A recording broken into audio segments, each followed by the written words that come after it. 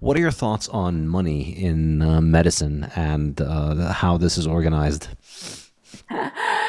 Yeah, there are no checks and balances in the medical system, and there should be. We routinely sell people on the idea of getting coronary bypasses when there is very little evidence for that practice. A coronary bypass involves cracking open your chest, putting you on, diverting your blood through a machine. A machine pumps your blood instead of your heart, putting your heart on ice, literally put ice cubes in there so it will stop beating, and stripping out veins from your legs or the mammary vein from your chest, and sewing it into your heart like a plumbing bypass or like some sort of bad HVAC job. To just bypass the artery that is clogged. And the only people that we have evidence that actually saves lives in is people who have heart failure, who are, very unhealthy. Their heart is failing. Their heart doesn't squeeze properly. But yet, every day around the world now, probably on tens of thousands, hundreds of thousands of these procedures are performed on people who don't need it. Because how are you going to know if that little shadow there really is what your doctor is saying? And you don't know all the requirements, or you don't know all the literature on who really benefits from a bypass. If you have any kind of anything wrong with your body, like anything scary, like you're feeling heart palpitations or you're getting chest pain, you can be in a state of terror, because we all know nowadays what heart attacks are, and we're worried we're going to have one and drop dead any minute now, especially if we've been eating steaks, right? So there's a lot of fear. And if some doctor adds to your fear by saying, oh, you have a bypass. Oh, and get this. I'm sorry, you have a bypass. You have a blockage, they say. Oh, I see a blockage on this, mush here, this shadow, this two-dimensional representation of a three-dimensional artery. I'm seeing a little kink here. That alone is like, you can see a kink there, and you can have plenty of blood, especially if you have collateral flow. Anyway, but so they add to your fear by saying you're a ticking time bomb. They have another way of adding to your fear. They use this phrase all the time. We call this a widow maker, right? That one works really well on guys. It's a 90% blockage of one of the arteries in your heart called the left anterior descending. They've branded that to sell their bypasses to people. And that is a high risk blockage. But if your heart is otherwise healthy, we don't have any evidence that major surgery is going to save your life, which is what you're supposedly having it for. And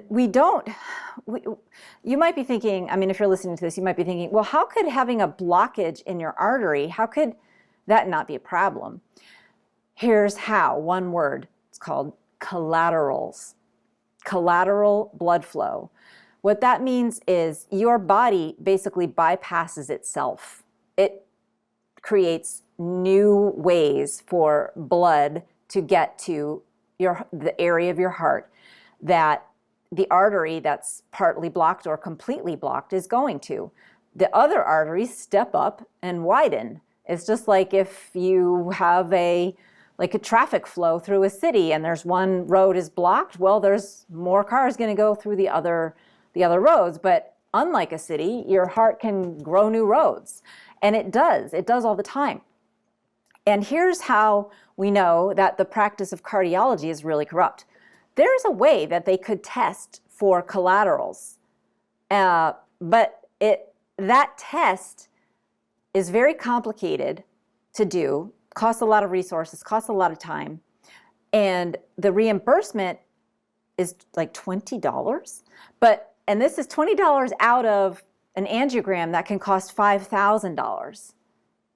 They would get an extra $20 for doing this test for collaterals, which is really how you would know if a bypass has any chance whatsoever of helping you, if it's really indicated, if you actually have a blockage.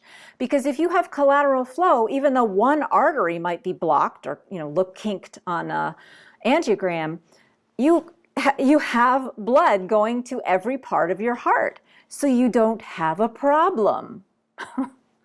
And so you're doing a bypass on a non-problem. It's only giving you risk. The intervention is only giving you risk. And that is just one of many, many examples of because there are no checks and balances.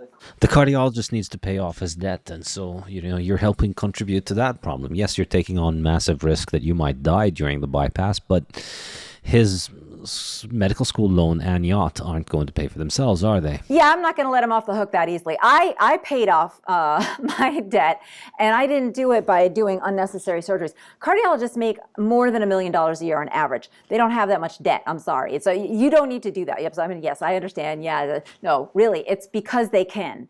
And most cardiologists, it's because everyone else does it, right? They're not thinking about it. It's easy. And cardiologists don't only do bypasses. They also do other things. I mean, they're not all bad. They also do other things that actually will save your life. But this practice of bypassing is corrupt and should not, it should be questioned. It should be like, there should be like a Vice on it, or a 60 Minutes or something. It needs to be exposed as a way that the hospitals depend on it. The hospital, the best source of income for most hospitals is their cardiologists and all the bypassing and stents that they do. That is usually what keeps hospitals afloat. They need that. They need those cardiologists to do all those unnecessary surgeries. So, that's very reinforcing. The cardiologists really feel like they are heroes, right? Because they're saving the hospitals. They may not be saving lives, but they're saving the hospital system. Yeah. The more you learn about this and the more you learn about diet, you realize modern medicine is just, in many cases, an extremely elaborate exercise in doing extremely insane bullshit to avoid telling people to just eat like goddamn human beings. I mean, it's incredible. Like, you could... Are you thinking of bypass surgery, like a stomach gastric bypass surgery?